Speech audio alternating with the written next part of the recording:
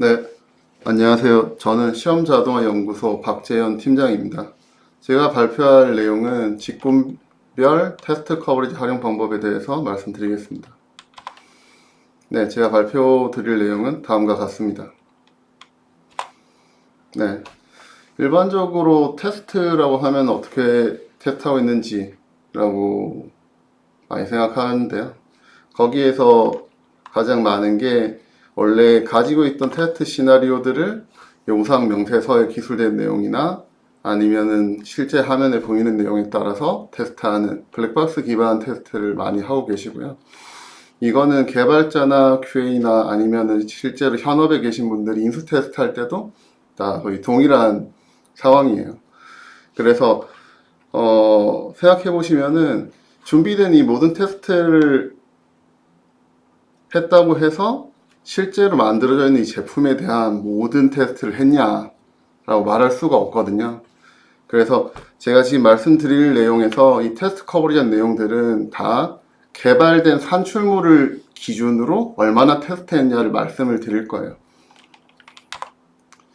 네, 그래서 이렇게 전통적인 테스트 방식으로 했을 때는 이 개발 프로젝트에서 이제 여러 가지 어려움들을 겪게 되는데 제일 큰 것이 테스트를 했다라고 말하는데 실제로 이게 테스트 됐는지 안 됐는지 확인하기가 어렵다는 거예요. 그래서 실제로 휴먼 에러로 안 했는데 했다고 할 수도 있지만 실제로 되게 형상이 작게 변경이 되거나 아니면 일정이 좁아지면은 그 촉박한 일정 사이에서 형상이 변경되면 동일한 테스트를 두 번 못하게 되기 때문에 그렇게 테스트 자체가 스킵되는 경우도 많이 발생하게 됩니다.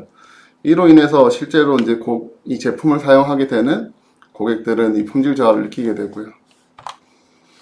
네, 제가 말씀드리는 테스트 커버리지는 결국에는 제품을 기준으로 실제로 만들어져 있는 저 소프트웨어나 저 프로그램을 대상으로 얼마나 테스트 됐는지 객관적이고 정량적인 수치를 표현하는 겁니다.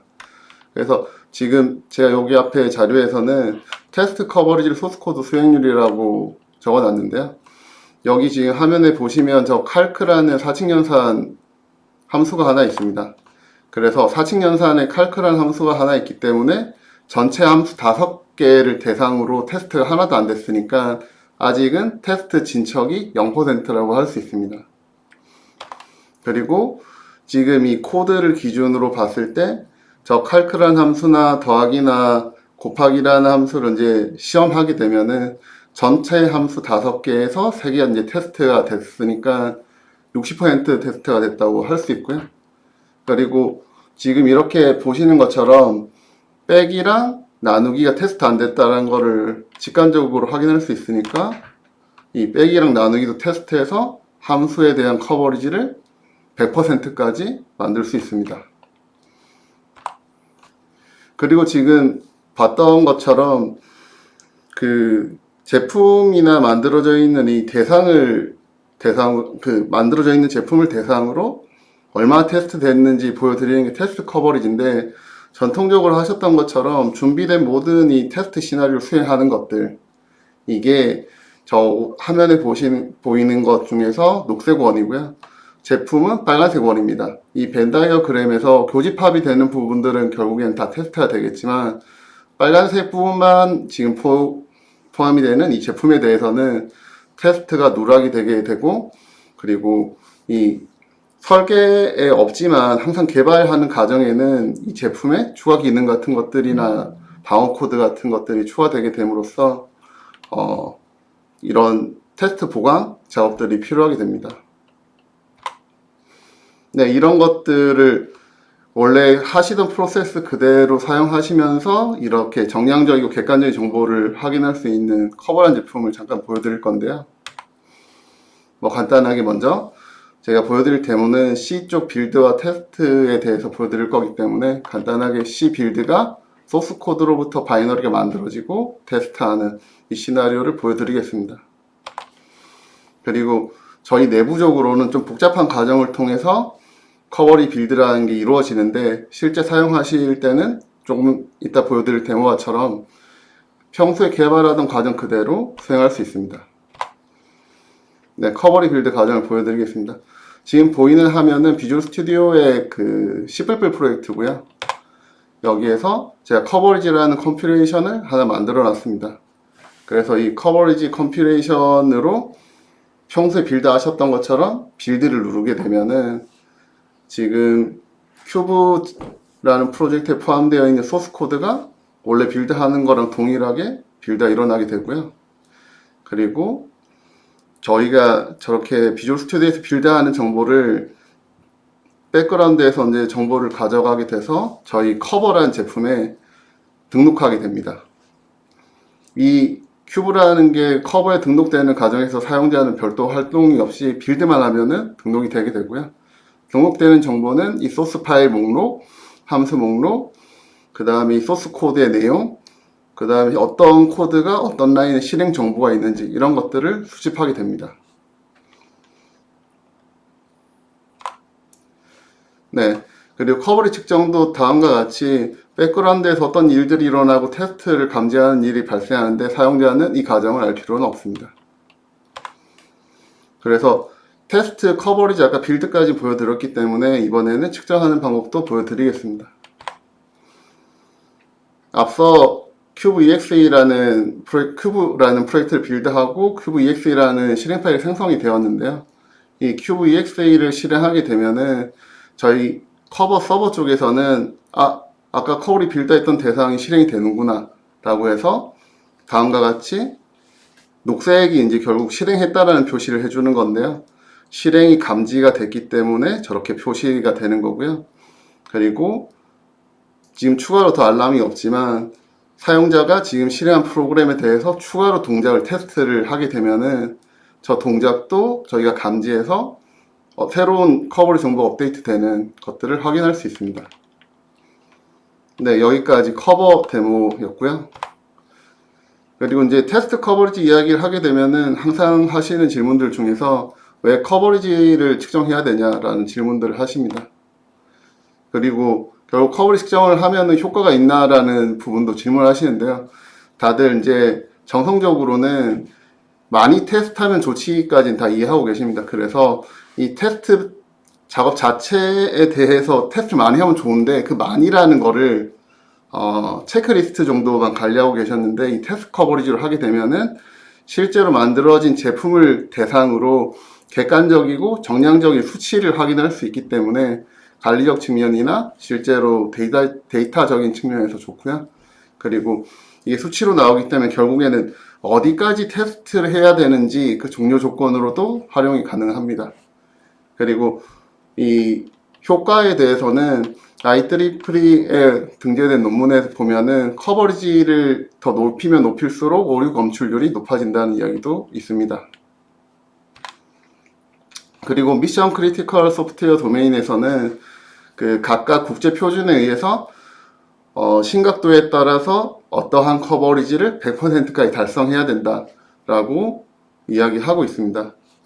그리고 이제 저희 나라 금융 그 차세대 프로젝트 진행할 때도 이 커버리지를 테스트 종료 조건으로 사용하고 있습니다. 네, 이제 본 주제인 직군별 커버리지 활용 사례를 말씀드릴 건데요. 우선 관리자 파트 말씀드리겠습니다. 네, 관리자 입장에서는 결국에는 테스트는 잘했다고 보고는 했는데 실제로 운영에 배포했을 때 장애가 발생하는 거예요. 그래서 개발자들은 자기는 개발했고 테스트 통과했다. 그리고 테스터 입장에서도 인수 테스트를 완료했는데 실제로 이게 배포했을 때 문제가 나는 일들이 심심치 않게 발생하는데요. 그게 아래와 같은 사례들 때문에 발생하게 됩니다. 뭐 휴먼 에러 때문에 실제로 테스트 안 하고 넘어갔던 경우들은 제외하더라도 개발자가 어떤 앱을 개발하고 실제로 여러 번의 커밋을 통해서 형상이 여러 번 바뀌게 됩니다. 그리고 테스터 입장에서는 자기 화면에 보이는 그 화면이 변경이 안 되면 그 PMS 같은 데다가 증적을 등록할 때 재등록할 필요가 없기 때문에 그 뜨문뜨문한 그 형상별로 뜨문뜨문 테스트를 하게 되고 실제로 테스트가 이루어지지 않은 특정 형상이 운영 서비스에 배포가 되면 장애가 발생할 수 있습니다. 네. 그래서 이 테스트 수행을 정량적으로 표시하는 이 커버리지가 있으면은 어떤 걸 확인할 수 있냐면, 왼쪽에 있는 거는 요구사항이랑 테스트 시나리오 목록이고 그걸 다 실행을 했어요. 그런데 실제로 개발된 프로그램을 따지면은 기능 1부터 4까지 중에서 기능 2는 실행 안 됐다라는 거를 확인할 수 있습니다. 커버리 입장에서는. 그리고 이 기능 2가 실제 운영에 배포됐을 때 실행이 되면은 장애가 발생할 수 있고요. 네. 그래서 이 커버리지라는 건 결국에는 실제 만들어져 있는 기능과 제품을 대상으로 어떤 건 실행이 됐었고 어떤 건 실행이 안 됐는지를 확인할 수 있기 때문에 이 실행이 안 된 기능이나 어플리케이션을 대상으로 더 테스트할 수 있게 이야기할 수 있습니다. 네. 그리고 관리자 입장에서는 전체적인 현황 관리가 필요한데요. 그래서 프로젝트나 아니면 업무나 조직별로 진척도를 확인할 수 있는 대시보드를 저희 커버에서 제공하고 있습니다. 그래서 왼쪽 트리에 보이는 게 조직의 구성도나 아니면은 어떤 프로젝트 구성도를 만들어낼 수 있고요. 그리고 지금 선택된 시험자동연구소라는 이 그룹에서 현재 테스트 진행 현황을 그 상단에서 확인할 수 있습니다. 그리고 중단에서는 결국에 이 프로젝트가 어느 정도 규모의 크기인지에 대한 정보를 제공하고요. 그리고 추이 정보를 제공해서 지금 현재 프로젝트 규모가 계속 커지는 게 어느 정도 추이로 커지는지, 테스트가 어떻게 진행되는지 확인할 수 있습니다.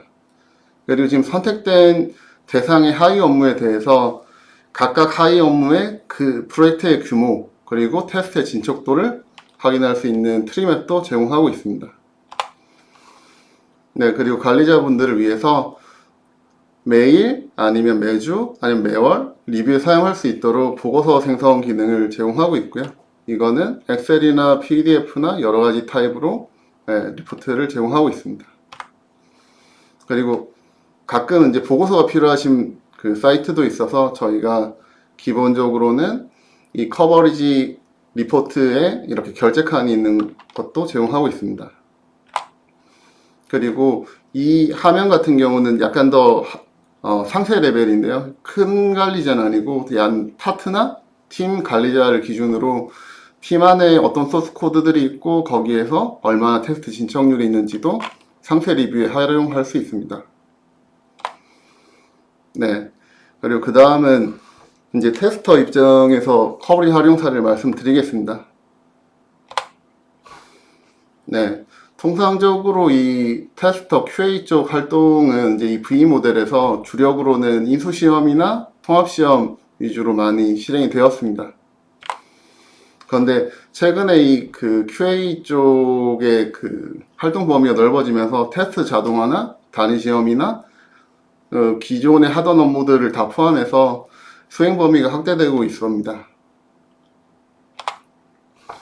그래서 이제 이 QA 쪽에서 많은 고민들이 있는데 제일 큰 고민은 결국에는 얼마나 테스트해야 되나, 이게 기간으로 정할 수도 있고 아니면은 그 정도의 문제로 따질 수도 있습니다.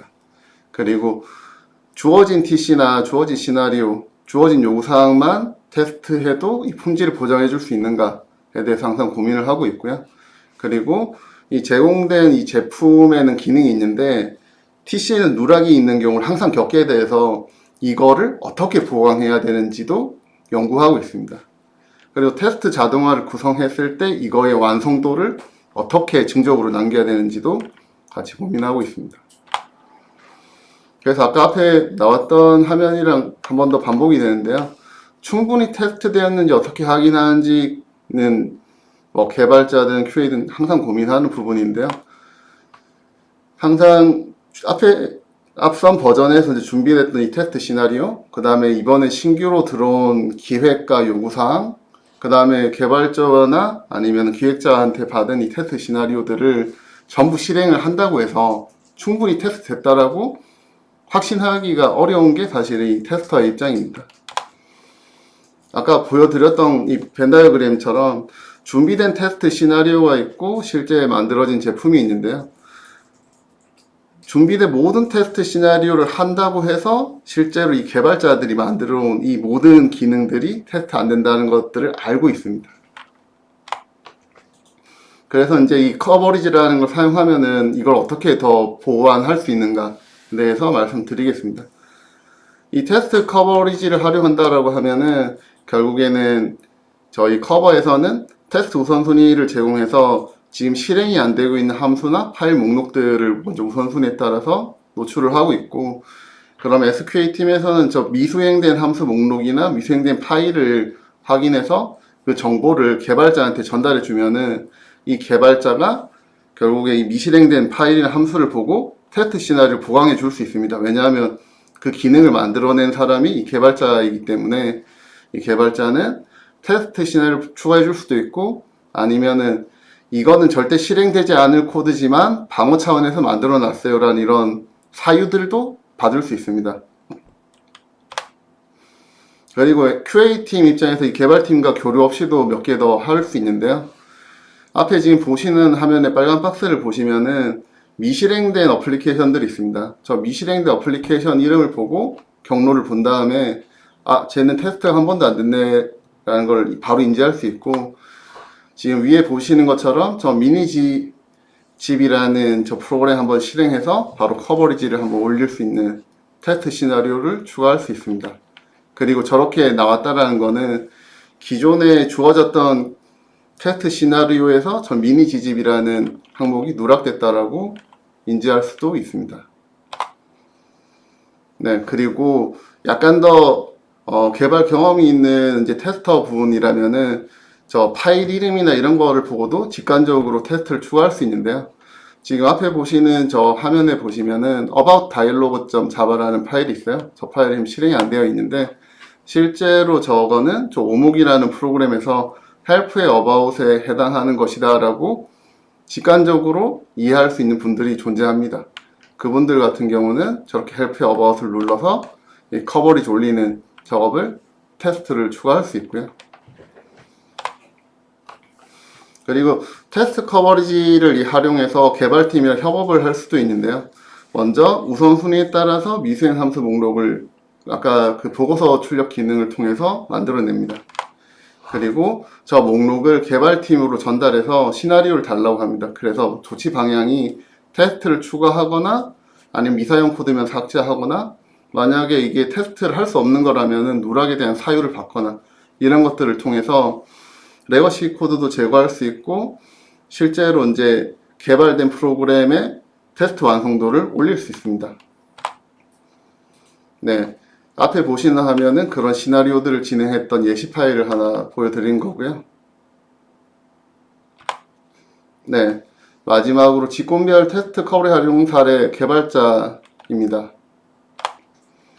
네, 이 테스트 커버리지라는 거를 도입하게 되면은 이제 측정한다라고 한다면은 가장 반발이 심한 직군은 개발자라고 할 수 있습니다. 왜냐하면은 시간에 항상 쫓긴다고 생각하고 있기도 하고, 그 다음에 자신들을 믿지 못하고 자기들은 충분히 잘 테스트를 했는데 왜 이런 것까지 도입하지?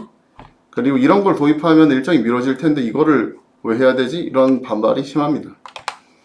네, 하지만 이런 개발자한테도 이런 테스트 커버리지를 도입함으로써 도움이 되는 부분들이 있는데요. 먼저 저희 커버라는 제품에서 보면은 소스 코드 레벨에서 테스트 수행 결과를 확인할 수 있습니다.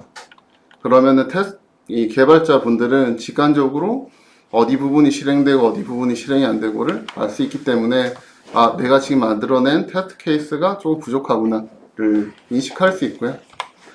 그리고 추가 테스트 케이스 생성하는 것도 있는데요. 아까 앞에 말씀드렸던 것처럼 QA팀에서 전달받지 않더라도 자신이 지금 개발하고 테스트했던 것들에 대한 결과를 확인하면서 파일이나 함수 기준으로 지금 테스트가 안 된 목록들을 추려서 테스트 케이스들을 보강할 수 있습니다. 네, 그리고 좀 더 디테일하게 들어가면은 소스 코드 레벨에서 지금 앞에 보시는 것처럼 while의 len은 32보다 크거나 같을 때 true가 동작해야 되는데 지금 true가 동작이 안 돼 있습니다. 그러면 여기에서 어떤 테스트 케이스가 부족하냐, len 값이 32 이상인 값을 넣어야 되는 거죠. 그런 것들을 개발자가 확인하고 테스트 케이스를 보강할 수 있습니다. 그리고 개발자 입장에서 가장 좀 스트레스 받는 일 중에 하나가 레거시 코드를 받는 건데요. 어떤 회사에 이 개발자 입사를 하게 되면은 거의 필연적으로 레거시 코드를 받게 됩니다. 이 레거시 코드를 받으면서 항상 고민하게 되는 지점은 이 레거시 코드들 중에 사용되는 것과 안 사용되는 것에 대한 분리, 그리고 사용을 안 한다라고 하면은 이걸 삭제해도 되는지 안 되는지를 판단하는 그것이 많이 어렵습니다. 그래서 이런 테스트 커버리지를 활용하면은 이 레거시 코드를 제거하는 어떤 근거도 쌓을 수 있는데요. 지금 화면에 보이시는 것처럼 어떤 제품의 버전이 1.0이었다가 1.4까지 이렇게 올라가는 과정에서 지속적으로 테스트가 안 되고 기능이 만료됐다고 판단하는 것들을 수련해서 아까 SQA 팀이랑 그 소통하는 과정과 유사한 프로세스를 통해서 이 코드는 방어 코드고 이 코드는 앞으로 사용을 절대 안 할 코드고를 식별하는 근거를 삼을 수 있습니다. 네, 그리고 개발자 간에서도 그 코드 리뷰의 커버리를 사용할 수 있는데요. 앞에 보이는 코드는 나누기 코드입니다. 그래서 저 나누기 코드에 지금 디바이드 제로에 대한 고려가 없으니까 코드 리뷰할 때 추가해 달라고 리뷰를 했습니다. 그리고 나서 개발자가 저 코드를 추가를 했어요. 디바이드 바이 코드 제로는 추가를 했는데 테스트를 안 한 거죠. 그러니까 이 추가한 코드 이후에 저 테스트를 했는지 안 했는지 여부도 한 번 더 확인할 수 있는 이 코드 리뷰에 이 테스트 커버리지를 활용할 수 있다. 그렇게 개발자 분들도 활용할 수 있습니다. 네. 지금까지 그 직군별 테스트 커버리 활용 방법에 대해서 말씀드렸는데요. 추가로 이 내용을 보시고 궁금한 사항이 있으시면 언제든지 연락 주시면 감사하겠습니다.